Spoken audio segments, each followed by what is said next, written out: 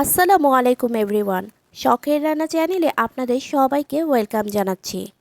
আজ তৈরি করে দেখাবো বাটাবাটির ঝামেলা ছাড়াই খুব সহজে কিভাবে শুটকি ভর্তা করে নেওয়া যায়। তো চলুন শুরু করা যাক।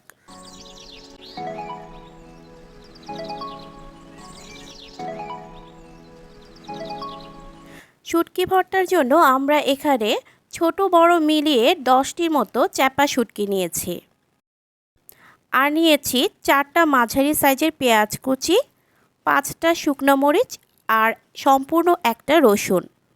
একটা রসুনে ছোট বড় মিলিয়ে 10 থেকে 12 কোয়া হয়েছে। এখন শুটকিগুলোকে খুব ভালোভাবে ধুয়ে নিতে হবে। অন্য আরেকটা বাটি নিয়ে নিলাম।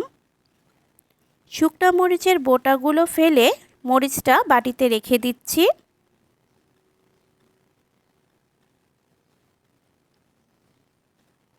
এখন কিছুটা পানি দিয়ে মরিচটাকে ভিজিয়ে রাখছি।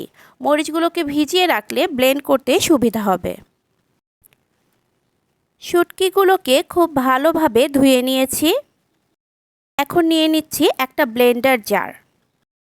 দিয়ে দিচ্ছি ধুয়ে রাখা শুটকি। 4 কোয়া রসুন রেখে বাকি সবগুলো রসুনের কোয়া দিয়ে দিচ্ছি।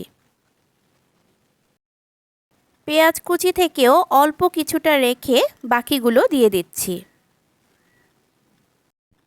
ভিজিয়ে রাখা শুকনো মরিচগুলো দিয়ে দিচ্ছি আর দিচ্ছি সামান্য একটু লবণ। আপনারা যদি ঝাল বেশি খেতে চান সেক্ষেত্রে আরও কিছুটা মরিচ দিতে পারেন। খুব সামান্য পানি দিয়ে ব্লেন্ড করে নিচ্ছি। ব্লেন্ড করা হয়ে গেছে। দেখুন খুব স্মুথ একটা পেস্ট হয়েছে। চলে যাচ্ছি পরবর্তী প্রণালীতে। চুলায় একটি প্যান বসিয়ে দিয়ে দিচ্ছি সামান্য একটু সয়াবিন তেল। এই ধরুন 1 থেকে 1.5 টেবিল চামচের মতো। যে 4 কোয়া রসুন রেখেছিলাম সেগুলোকে চিকন করে কেটে নিয়েছি আর রেখে দেওয়া পেঁয়াজ কুচিও দিয়ে দিচ্ছি। ভেজে নিতে হবে, কিন্তু খুব বেশি বাদামি করা যাবে না। হালকা একটু যখন রংটা ধরা শুরু করবে তখনই পেস্ট করে নেওয়া শুটকিটা দিয়ে দেব। এই যে পেঁয়াজ ও রসুনগুলোতে একটা কালার চলে এসেছে।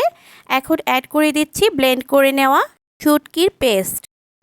এই ফাঁকে কৃতজ্ঞতা জানিয়ে নিই আমার রেগুলার ভিউয়ার্স যারা আছেন এবং আমার চ্যানেলটি যারা সাবস্ক্রাইব করেছেন তাদের সবাইকে জানাই অসংখ্য ধন্যবাদ।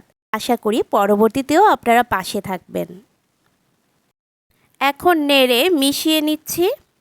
আপনারা যদি ঝাল বেশি খেতে চান তাহলে মরিচের পরিমাণটা আরেকটু বাড়িয়ে দিতে পারেন।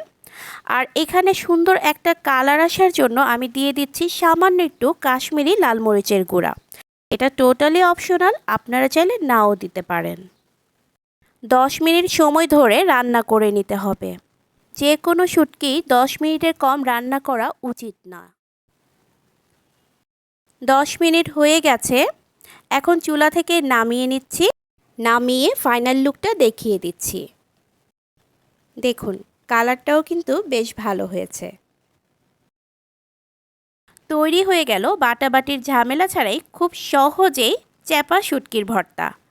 আপনারা বাসায় ট্রাই করে দেখবেন। আর রেসিপিটি যদি ভালো লেগে থাকে ভিডিওতে একটা লাইক দিয়ে দিবেন এবং চ্যানেলটি সাবস্ক্রাইব করে পাশে থাকবেন। আজকের মতো এই পর্যন্ত। আল্লাহ হাফেজ।